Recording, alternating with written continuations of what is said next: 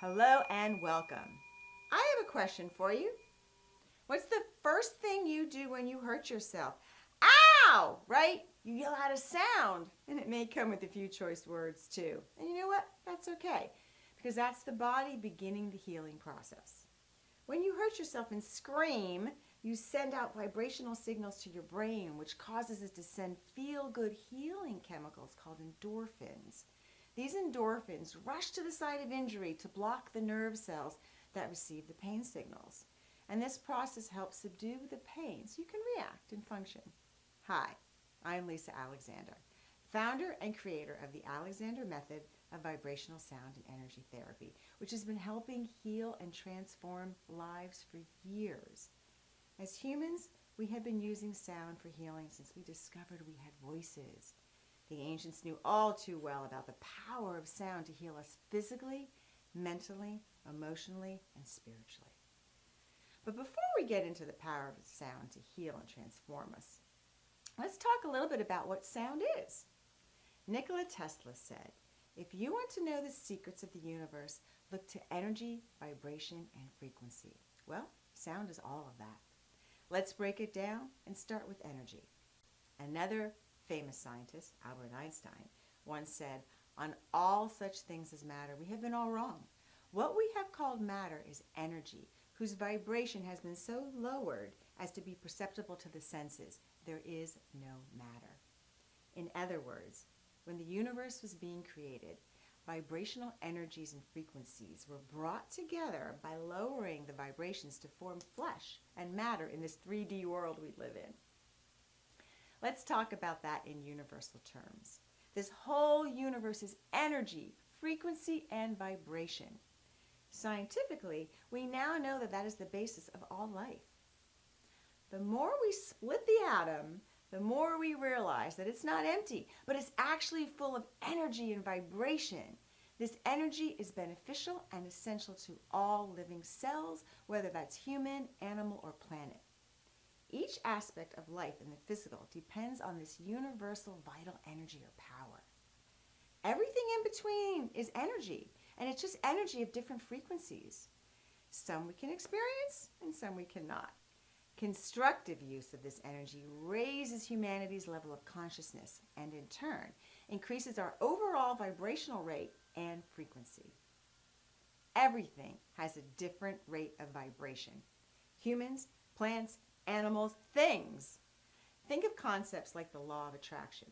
The higher our personal vibrational rate and frequency, the better our life will be. Because like attracts like, and a higher vibrational frequency will draw more of the same. Now understand that that also works in reverse.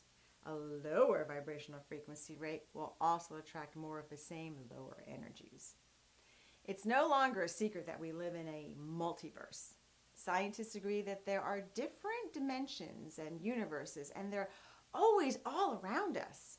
They're just vibrating at different frequency rates. These different dimensions are lying over one another, right here, right now. We're just not aware of it because we're on a different frequency.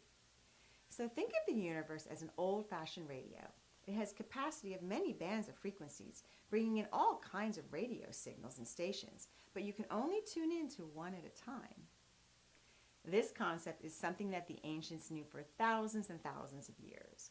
Energy, vibration, and frequency are the basis of alchemy, manifestation, health, and healing, and the well-known law of attraction. Now, although I heard about the law of attraction and such things here and there, if you were to ask me 12 years ago if I would be doing sound therapy and energy healing, I would have asked you, what drugs are you on? Even though I have had a variety of poignant spiritual experiences throughout my life, I always ran from them in fear. I was afraid to even tell anyone. This fear likely came from my strict Catholic upbringing and those nuns who, well, severely punished me once for using a Ouija board. Hey, kids will be kids. Unfortunately, the roller coaster of my life continued its extreme highs and lows. And in 2011, I found myself in an extremely low place. I had lost everything and everyone in my life. My losses came barreling at me one after another. I didn't even get a chance to process or grieve one loss before another one came. Immediate family members dying, loss of a baby, my best friend, my dog getting hit by a car, literally losing our farm, and so much more. It was like I was getting beaten over the head and into the ground until I couldn't take it anymore. I finally broke, feeling shattered and in pieces with no hope left. I sat in the middle of my living room waiting to be foreclosed on with a gun to my head. I was crying profusely. And as I was crying, one of my dogs, my little West Highland Terrier Max, crawled up into my lap and licked my tears from my face. And at that point, I knew I had no choice but to put the gun down, because I realized that if I left this earth now, there'd be no one to take care of him or my other pets. At that very moment, on my hands and knees, I screamed out in complete stripped down surrender to God, source, creator, universe, whatever you want to call it. And I screamed, I don't know why all this is happening to me, but please, I give up. Put a fork in me, I'm done. I'm yours, God. I'm ready to serve. Just show me my purpose or take me out of this life. To this day, I'm not exactly sure where all those words came from as I screamed them out through my tears. I felt stripped down, raw, and naked in more ways than one. I felt like a wrung-out wash rag that had nothing left to give. But as the universe would have it, it answered my call. I received a piece of snail mail in my mailbox just 2 days after I made that declaration to God. It was an invitation to a lecture about the quantum metaphysical world. The events and synchronicity and miracles that followed would blow your mind. And I go into more of these details in my new book, Get Forked. It's what led me to a whole different and otherworldly realm of life that included seeing angels with my own very two eyes, appearances of ascended masters, which I never even heard of before this, astral travel, portals, other dimensions, other dimensional beings, past life exploration, and so much more. It was a crazy time, but the roller coaster ride was finally riding high again. The lecture jump-started me down a journey into the rabbit hole of deep research. In pure physics, sound is vibration going through matter. Sound is created by a vibration that causes air surrounding it to vibrate and form a wave. The sound waves hit our eardrum and then are interpreted by the brain and sent through our whole body. Sound is everywhere. It's all around you all the time. Whether you're hearing something or not, it's always there. It travels through the atmosphere in waves, and all living beings use sound waves for communication and to perform various tasks. Sounds have more impact on us than we realize. We are engulfed in sound constantly throughout our life, so constant that we unconsciously tune it out. Yet regardless of whether you are consciously listening to sounds around you, they affect you. Even when we sleep, our hearing never shuts off. It's on 24/7. Now, understanding a little bit of history and science behind sound allows you to appreciate why you should care about the sounds occurring around you. Sound affects the whole body, the brain, the psyche, the mind, and the spirit in many ways. The belief that sound can change one's perspective and well-being is nothing new. Sound therapy is a topic that has surfaced from time to time throughout history. Historical records indicate that it was a widespread practice among all ancient civilizations, and often a topic of discussion among the Greeks, including Socrates, Aristotle, and particularly Pythagoras. Most of you probably remember Pythagoras from high school, right? As a former high school teacher, at least I hope you do. Pythagoras was a Greek mathematician, philosopher, and musician who lived around 550 BCE. He saw the universe as a musical instrument with vibrating strings he called the music of spheres. He created the musical scale, which is based on universal string harmonies. And he declared that by observing and experiencing the sound of a single vibrating string, one could know the secrets of the universe. Now, according to Socrates and other writers, Pythagoras actually traveled to Egypt and absorbed the knowledge of the scientists there. As a result of that learning, he proposed that by listening to certain sounds, one could comprehend the universe's outer and inner physical harmonies, which will lead to a state of mental and emotional peace, reestablish balance in the body, and help cure mental and other health disorders. Most ancient cultures have sound at the basis of their creation story. Even in Christianity, it has the Word. And in the beginning was the Word, and the Word was with God, and God said, "Let there be light." This passage indicates that he spoke with sound, bringing light and life into existence. Hinduism and Buddhism also describe the sound of the Om. In Hinduism, the creation story says that everything was so peaceful and silent that Vishnu slept undisturbed by dreams or motions. Then a humming sound began to tremble from the depths beneath him, Om. And it grew and spread, filling the emptiness, throbbing with energy. Finally, the night had ended, and Vishnu awoke, and creation began. The ancient Egyptian hieroglyphics tell us that creation was sung into existence. The Egyptians had an extensive knowledge about the power of sound healing vibrations. They used sound as a healing modality and therapy for physical, mental, and emotional health. It has also been theorized that the Egyptians used sound frequency to move those big monolithic stones to create their structures. The King's Chamber at Giza is considered an extraordinary sound chamber that is believed to have helped people travel to other dimensions and have otherworldly experiences while chanting or sounding in the King's Chamber. We can also go way back to the Aboriginal culture of Australia, the oldest continuing indigenous culture. They played the didgeridoo, a hollowed-out lute played intuitively by breath for at least 60,000 years, if not more. And this is still being used for healing as well as spiritual exploration and ceremonies. There are many examples of this, from North American Indians to the Aztecs and the Mayans to the Incas, as well as many indigenous tribes in Africa and all around the globe. In more contemporary times, medical visionary Deepak Chopra loves declaring that the universe is sound, and he explains that our bodies are orchestras and symphonies that can be tuned and made healthy with music, mantras, and other sound modalities. Dr. Mitchell Gaynor, an oncologist, author, and alternative therapy researcher, said in his book, The Healing Power of Sound, that sound can redress imbalances on every level of our physiological functioning and play a positive role in treating virtually any medical disorder. He also said there's no organ or system in the body that isn't affected by sound and vibration.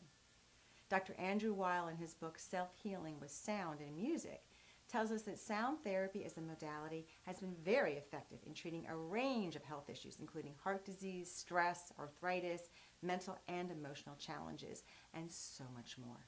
Look, we are all souls dressed up in a personal biochemical garment, and our bodies are instruments on which our souls play their music. This is why our bodies must stay healthy. Our body is the envelope of the soul. So if your body is in a state of dis-ease, how must your soul feel? And vice versa. Look, if you want to change your reality, you must change your frequency. Everything is energy, and energy comes in a variety of frequencies, and sound is frequency. The higher your frequency, the easier it'll be to attract and align with all the good things in life. Conversely, the lower the frequency, the more stuck and blocked and stagnant your life will be. Sound is a vibration. Vibration creates a frequency. This vibration can be healing. Sound waves are measured in frequency, which is referred to how quickly the waves are vibrating per second. This vibration is measured in hertz. The right sounds can help retune your brain and body, which may help you become more resilient to stress by recharging your brain with higher frequency sound, as we do in the Alexander Method. The same frequencies can also help enhance your natural intuitive or clairvoyant abilities. To give you an example of how vibrations affect us, let's look at some of the work of Dr. David Hawkins, PhD. He wrote a plethora of books, but one of my favorites is called Power versus Force. And in it, he talks about the vibrational scale of this world. Let's take a look at that. In looking at this log, the numbers in the second column represent vibrational rates of being. They go from a scale of 0 to 1,000. On average, Americans vibrate at about 240 hertz. But we really need to be at 500. 500 is also known as love or above. And when you're vibrating at love or above, you're vibrating in such a high state that all good things are going to come to you. As an example, Dr. Hawkins said that Mother Teresa and Gandhi vibrated at about 750, whereas Buddha and Jesus vibrated at 1,000. Another great example of this is the work of Dr. Masaru Emoto. He would take water and expose it to a particular sound, vibration, or saying, and then he would freeze it, put it under a microscope, and observe the images the water formed.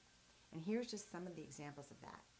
Just see how beautiful the crystals form from the water exposed to love and thank you, and how deformed the water crystals were when they were exposed to a feeling of I hate you.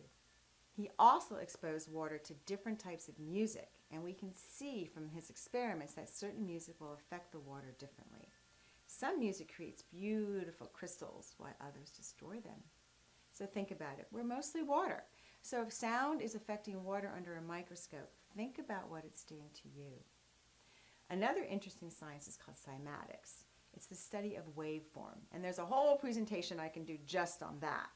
But just to get to the point, what happens is that we take a medium like salt, sand, or even water and put it on a metal plate and expose it to a crystal oscillator at different frequencies. As that happens, the medium forms into beautiful geometric shapes, kind of like those water crystals. What we've noticed is that every time we raise the frequency, the medium will go into chaos just briefly and then quickly repattern into a beautiful geometric shape. But as you can see by this image, as we raise the frequency, the medium repatterned into an even more detailed and intricate shape. And that's what happens to us as we raise our vibrational frequency rate. So just think about it. That's kind of what happens in life, right? Crap happens to us, we go into chaos, and hopefully we get through it and become better for it and repattern into a higher and more beautiful vibrational state. One of the functions of the Alexander method is that we raise the vibrational frequency rate of our clients, raising their physical, mental, emotional, and spiritual state into love or above. We've noticed that when people come for regular tunings, like once a month or even sometimes just once a season, we're keeping their body, mind, and soul in a higher vibrational state, and all good things start to happen for them. I'm so amazed when I see the changes that my clients have made from the time they started with me to just a few months down the road. I have hundreds of testimonials from clients who say that their businesses suddenly got better, sometimes increasing tenfold, that their health got better, their relationships got better, their sense of calm got better. It was easier for them to meditate, and their clairvoyant abilities started coming online. It would start with something as simple as seeing vivid colors while they were lying down on my table. Eventually, it would get to the point that they were having out-of-body experiences and lucid dreaming and so much more. I originally called my company Vibrational High because people were getting a high. And when they got off my table, they looked like they were really high, and I mean that in a good way. I was also able to replace my clients' anxiety meds and other use of drugs with regular vibrational tunings. It's no wonder my clients are usually repeat clients, and it's been wonderful watching their lives just grow, evolve, and change. It was out of that success that I was having with my clients that I finally started teaching. Interestingly enough, I went to college to be a high school history teacher, and now here my clients were all asking me to start teaching this modality that I created out of my own necessity. At the time, I certainly wasn't ready to teach. As a professionally trained teacher, I knew that meant a lot of work, creating coursework, manuals, outlines, etc., etc. In the meantime, I sent them off to other tuning fork modalities that were on the market and told them to start there. Sure enough, they all came back to me complaining, saying things like, I took those other classes, but that's not what you do. I'm not getting the same effects or results from those other tuning fork modalities as I have with you. You need to start teaching. So I set off on a quest to start teaching this modality, and it certainly didn't happen overnight. As a Libra, I like to be balanced in the left and right hemispheres of my brain, so I needed to have balance between the spiritual and the science side of things. Although I already understood all these spiritual metaphysical concepts of what I was doing, I needed to back it up with science. So once again, I reached out to Spirit and said, look, if you want me to start teaching this, you have to start providing me with the science to back up this work. Sure enough, when the student's ready, the teachers will come, and they did. I started meeting mentors at Columbia University who had several PhDs and had been working in acoustical sciences for years. So I started training under some of them, and they led me to research that I wouldn't be able to find anywhere on the internet. In 2015, I started teaching small classes in my home for free in the beginning, just to work the program out. Eventually, I was teaching at established institutions like the Himalaya Institute. As I started earning money for the classes I was teaching, I was able to put some of that into my own research work, and eventually I had brain scans and more to prove this work. The brain scans from the EEGs were amazing. They show that in just one session, We were putting our clients into a high meditative state like that of Tibetan monks, and without years of meditation that it normally takes to get there. We also found that we were bringing their heart and brain into coherence. Now, I happen to be a heart math practitioner, and the researcher who did my brain scans was not only a heart math practitioner, but she was a heart math trainer. And she said that she had never seen brain-heart coherence before like she did with my clients. And my clients didn't even know what heart math meditation was.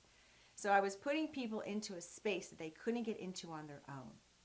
Even years and years of meditation and years of affirmations, they just couldn't get there. It just seemed like the work I was doing was this kind of vibrational hack that just got people there so much faster. I saw complete skeptics come to me because their spouses wanted them to. And within just one session, they had visions that changed their opinion about this world forever. They went from skeptic to believers, and some of them even became practitioners of the Alexander method. And to me, that's the best research and testimony I could possibly receive. So, okay, we've talked a lot about sound and vibrations. Now let's talk a little more about energy, particularly about the energy of the body. We're created by energy, and there are three main energy systems that we can now measure through modern technology. The first are the magnetic biofields that surround our physical body. The torus, just like the magnetic energy fields that surround the earth, we have one that surrounds us too, and it can be measured by a SQUID machine, which stands for Superconducting Quantum Interference Device, which is a very sensitive machine used to measure subtle magnetic fields of the body, brain, and heart. In addition to this, you may be familiar with Carillion photography. Well, I was working at an expo once where a woman across the aisle from me was taking aura photos. Someone came to me after they had a photo taken with her and then had a session with me. Afterwards, they returned to get another photo taken. And here's an example of the immediate before and after difference of a vibrational tuning. Now, this woman also happens to be an intuitive, and a reading came along with it. And she told him that now that his vibration was higher and his fields were brighter and clearer, that the white in the bottom corner was actually one of his angels who could now get much closer to him. Beautiful. From these energy fields around our body, there's also something called the chakras, right? They're funnel vortexes that act like transducers. These are mini energy centers that bring down and transmute the energy all around us into our physical bodies so we can use it. Now, the chakras have also been measured. And it turns out that the 7 main chakras that the Hindus have known about for thousands and thousands of years happen to be located in the exact places that we have known nerve plexuses, or nerve clusters within the physical body, that can be pinpointed with the use of an EMG, electromyography machine. A nerve plexus is a branching network of intersecting nerves composed of afferent and efferent fibers, which lead either away to an organ or to an organ. The nerves that arise in these plexuses have both sensory and motor functions that give off an electrical charge, energy, right? A dysfunction in any one of these chakras can then translate into miscommunication at one of these nerve plexuses, resulting in dis-ease within the organ and systems they serve. These chakras and nerve plexuses are also connected to and govern the glands within the endocrine system. And these nerve clusters and chakras sit over each one of those glands. From an energetic standpoint, these chakras funnel the fields around us and then in and down into our body and connect to the meridian system. The meridians are like an electrical pathway that carry energy throughout our whole body. And recent technology has also been able to measure these meridians by putting a special dye into them and using a machine to trace that dye that actually proves what Chinese medicine has known for thousands of years. So, to recap, there are 3 main energetic systems. The biofields around us, the chakras, which in turn transduce the energy down into our body and connect to the meridians, our electrical system that runs throughout our body. And all of these are now measurable by technology. And all 3 of these need to be in harmony. They also need to be balanced, opened, and cleared, creating a perfect energetic flow throughout the entire body. Imbalance can create abnormal changes in the cells. So think about a garden hose. If it's kinked, the water stops flowing. Same thing with the energy running through our bodies. Destruction to any of this flow is known as a block, and if left unchecked, it can lead to physical dis-ease. And that's where some of these other tuning fork modalities were falling short. There are a few out there prior to the Alexander method that just didn't deal with the entire energetic system. For instance, there's one out there that just deals with the biofields. Then there's one that just deals with the chakras. Then there's one that just deals with the meridians. And then there's another one that uses some of these big forks that we also use to work on the physical body alone. So here at the Alexander method, we bring all those systems together because it's kind of like that symphony orchestra. You must have the entire orchestra in tune to hear beautiful music. If just one player is out of tune, the whole symphony won't sound right. Our body is a whole system. The Alexander method is the only sound and energy modality out there that works on the entire system of our physical, emotional, mental, and spiritual bodies. And that's one of the things that makes the Alexander method so different and makes this modality so powerful. We see instant changes in our clients. Now, this is the point in my live presentation where I would bring a volunteer up out of the audience, and right in front of everyone, I would test their chakras, I would find a block, and then I would have them lie down on my table, and I would proceed to take out my tuning forks right in front of everyone and open a block.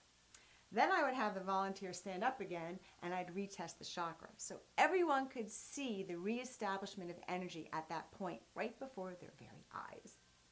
Also, during my live presentations, depending on the size of the audience, I'll have some of my staff go around and use tuning forks on some of the audience members. Or I may even hand out tuning forks to show people how to start using them on themselves in real time.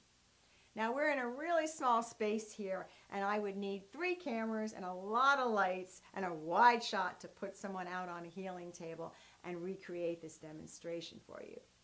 So if you want to see that happen, you need to book me for your next live event.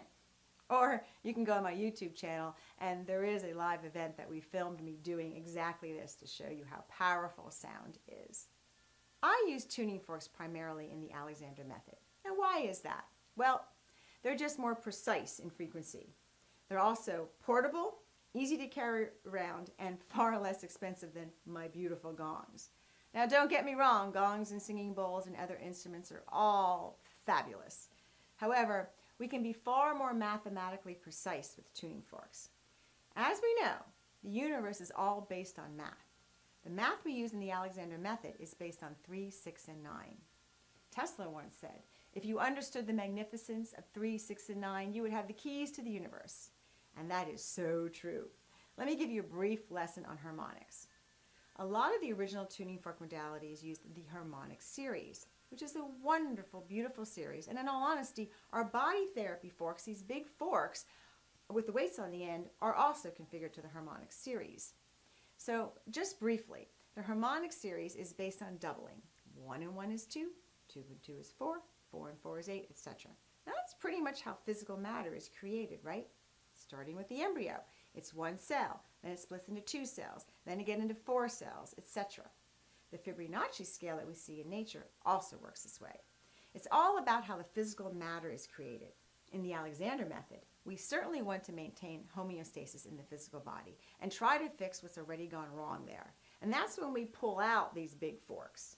But the primary modality for vibrational sound and energy healing portion of the Alexander method uses the Solfeggio scale frequencies, which are all based in 3, 6, and 9. These numbers lie outside of that doubling. They never show up there. And that's where we're trying to go or get to, outside of our physical being, letting us see and experience the other dimensions and worlds around us, helping to improve our intuitive and clairvoyant abilities that are natural and innate in each and every one of us, but have just gone dormant. That's the power of 3, 6, and 9. And that's something that not only Tesla knew, but the ancients knew all too well. Think about the 3 pyramids of Giza, the Holy Trinity in Christianity, and in Hinduism, it's Vishnu, Brahma, and Krishna. And I can go on and on with examples of 3s. Looking at a clock face, you can even see that our day breaks down into 3, 6, and 9, and into right angles and more. I really appreciate you taking the time to allow me to share with you some of my knowledge that I have gained, and again, could create whole presentations on any aspect of anything I spoke about here. My foundational skills manual is almost 200 pages long. It's a deep, intensive, and very complete training. And the Alexander method is really helping people in a variety of ways. So Here's just a short list of some of the benefits that can be gained from having an Alexander Method vibrational sound and energy session. Release of stress, puts one in a deep state of relaxation, reduces depression and anxiety and panic, reduces addictions, reduces perimenopausal and menopausal symptoms, increases physical energy level. It improves mental concentration and clarity, helps create sounder sleep and more vivid dreams, reduces arthritis, back, and other chronic pain. It helps with the development of refining of our sonic, intuitive, and clairvoyant abilities. It reduces exhaustion and fatigue. It aids in spiritual and kundalini awakening. It helps you feel more connected to the natural world. It reduces medication, and so much more. You can learn more about the Alexander Method at my website, lisaalexander.com. I hope you've enjoyed this brief presentation on the power of sound, energy, frequency, and vibration. I am grateful for this opportunity to present to you, and I wish you a beautiful and blessed life. Namaste.